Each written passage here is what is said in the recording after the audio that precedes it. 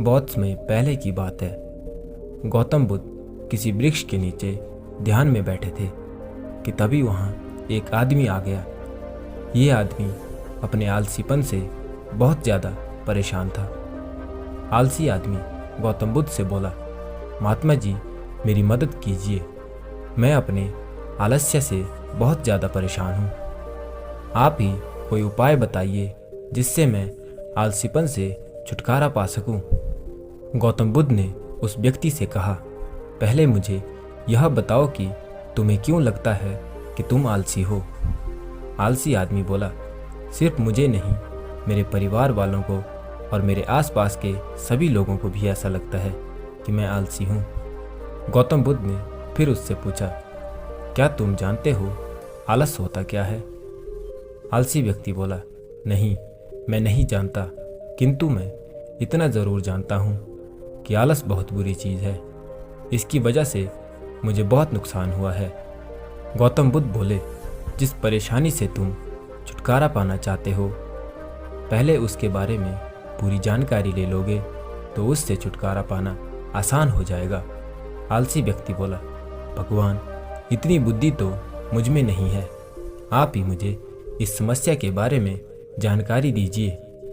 गौतम बुद्ध बोले, आलस एक मानसिक अवस्था है, एक विचार है जिसे जाने अनजाने में हम खुद ही जन्म देते हैं। आलस दो मूलभूत कारणों की वजह से जन्म लेता है।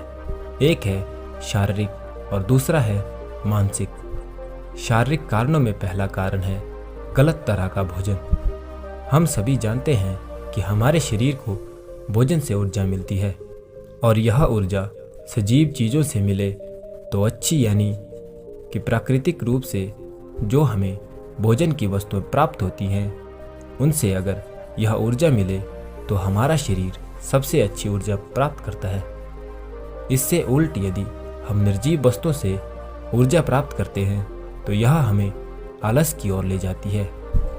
दूसरा कारण हमारी शारीरिक गतिविधियां भी हमें आलस के चंगुल में फंसा सकती हैं। गौतम बुद्ध ने आलसी व्यक्ति को अपने शिष्यों की तरफ इशारा करते हुए कहा कि देखो, इनके चलने फिरने बैठने के तरीके में तुम्हें कुछ अलग नजर आ रहा है। जब आलसी व्यक्ति को कुछ समझ नहीं आया तब बुद्ध ने उससे कहा, मेरे शिष्य जब भी बैठते हैं तो वे रीढ़ की हड्डी को एकदम सीधा रखते हुए बैठते हैं। चलते हैं तो उनके पैरों के बीच अच्छे से संतुलन बना रहता है और जब वह सोते हैं तो उनका शरीर एकदम शिथिल रहता है। ऐसा करने से उन्हें रात्रि में एकदम सही तरीके की नींद आती है। आलसी व्यक्ति बोला, लेकिन नींद तो आलस का ही एक स्वरूप है। बुद्ध बोले, हाँ, अगर उसे ज़्यादा मात्रा में लिया जाए तो। बुद्ध ने इस बात को आगे बढ़ाते हुए कहा, नींद कम मात्रा में लोगे तो तुम्हें अगले दिन थकान महसूस होगी और ऐसा करने से ज़्यादा आलस शरीर में आएगा। नींद ज़्यादा लोगे तब भी यही परिणाम होगा। इसलिए नींद को ना ज़्यादा ना कम, एकदम सही मात्रा में लेना अति आवश्यक है। आलसी व्यक्ति बोला, हाँ, यह तो मैंने भी अनुभव किया है। बुद्ध बोले, अब मानसिक कारणों के बारे में जान लो। मानसिक कारणों में सबसे पहले है हमारी पुरानी गलत धारणाएं। अक्सर ऐसा होता है कि हम पहले जिन कामों में असफल हो चुके हैं, हमारे अंदर ऐसी भावनाएं बन जाती हैं कि हम उस काम में हमेशा असफल होते रहेंगे, जिस वजह से हमें उस काम को करने में आलस आता है।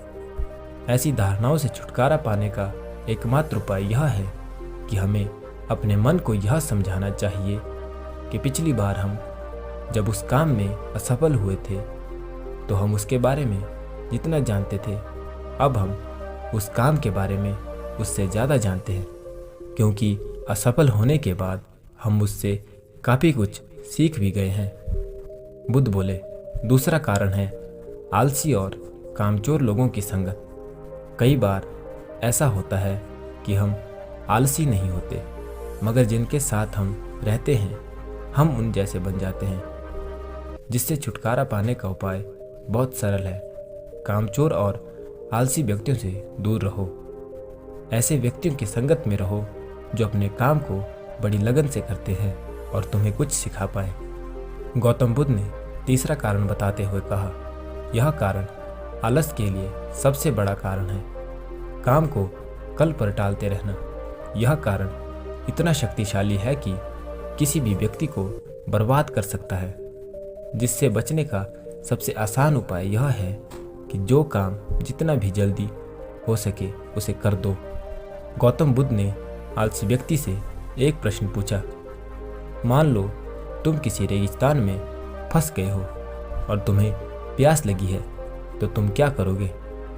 आलसी व्यक्ति बोला, मैं जल्दी ही रेगिस्तान के आसपास कोई गांव की तलाश करूंगा या ऐसी जगह की तलाश करूंगा जहां मुझे पानी मिल सके।